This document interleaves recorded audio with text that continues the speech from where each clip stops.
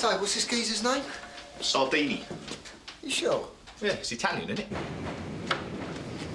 So your mate knew him at his old neck? Different relief. Knew of him. How'd he rate him? Well, he reckoned himself as a great detective. Got the crime squad as soon as he could, put him for CID, and they blew him out. What for? Long aftershave? Well, maybe he's not as smart as he thinks he is. Perhaps he's too much of a chancer. Too much of a chancer that CID noticed. The word is, his own DI put a spoke in. Couldn't trust him. Makes you think. The point is, the man's in uniform because he's got to be, not because he wants to be. Thinks we're plonkers? Not the first geezer you choose to watch your back, is it? Hi. Eddie Santini. So, Luke, that's the Canley estate, all right? Over to you, sir. Thank you, Matthew. This is Eddie Santini, who's joining us from Spicer Street. Eddie's got 7 years in, but he's new to Sun Hill, so I expect you to give him every assistance in settling down. I'm sure you'll make him very welcome. Thank you, sir. Good to be here. Looking forward to working with you. Eddie? Right, Dave, I'd like you to show Eddie round the station without undue attention to the canteen, please. Then take 8-5 and show him round the patch. Sarge. So, Reg, Deb, one beat, Tony, Polly, the van. Right, that's it. Probably more familiar with Italian police cars, 1 forward gear, 3 reverse. Something you want to contribute, Tony? No, Sarge. Quick word, Sarge. Yeah, go on then. The name is Italian, and if there are any new gags about ice cream or organ grinders or World War II, I'll be very pleased to hear them. Right, yeah. I suppose I should have known my history would have got here before I did. Well, I expect you got your own version. What's on the grapevine, though? Give it to me straight. All right. The story is that you're put in for CID and your DI from the crime squad got you blown out because he didn't trust you. Thought so. So what do you say then, Eddie? Well, it's the truth, as far as it goes, but it's a long way from being the whole truth. You mind if we get some air? No.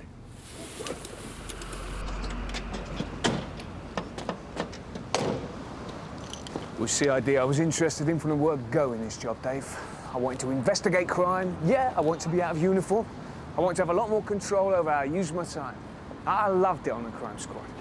I mean, yeah, you know, we got all the gutty jobs, house-to-house inquiries, but I was learning the trade, that was fair enough. And I was learning from some very smart operators. CID and my old Nick, they'd been there, done it, got the T-shirt. So I thought, yeah, this is it. I'll put in to be made a trainee investigator. I want some of this. And I start getting my storyboards together. You what? What you have to do is, you choose 10 cases you've been involved with, and for each one of them, you construct what they call a storyboard. Now, the storyboard shows how the case developed, what the key elements were, the offence, the evidence, witnesses, suspects, methods of investigation, result. But it's not strictly the official version, right? It's your version. And you're judged on whether you've shown the right grasp of the investigative process. So who decides? The storyboards go to area for assessment. So there I am, right? Reviewing these cases, and I just start noticing a few things I hadn't realised at the time. Now, we're talking about a busy South London nick here, so a lot of the work is drug-related.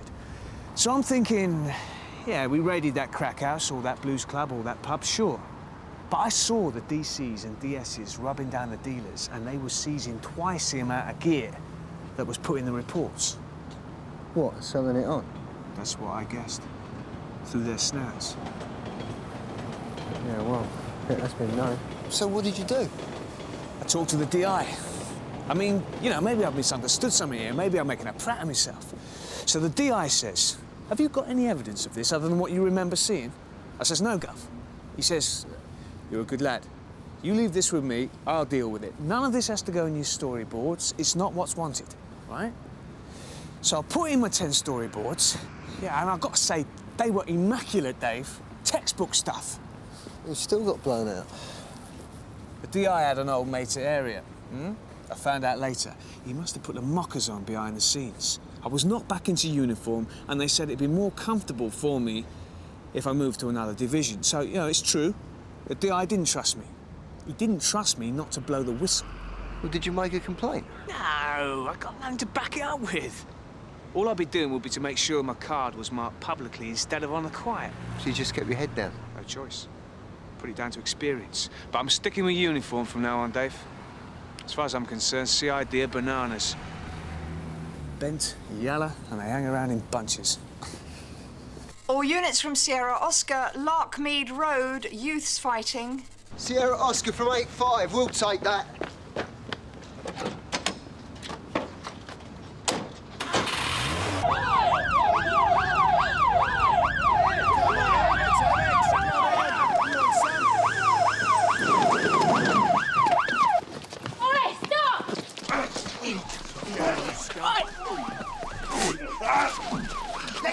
Don't get stuck in, Chris! Give me one! This, Phil! Come on! Get up! Come on, let's have some! Come on!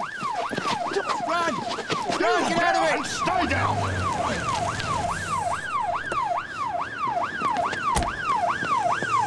Right, drop it! Drop it now! It's all over! Come on!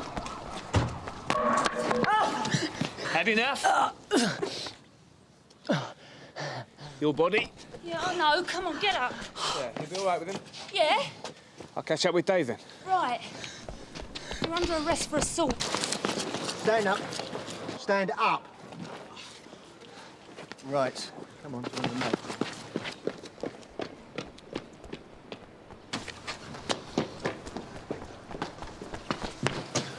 All right.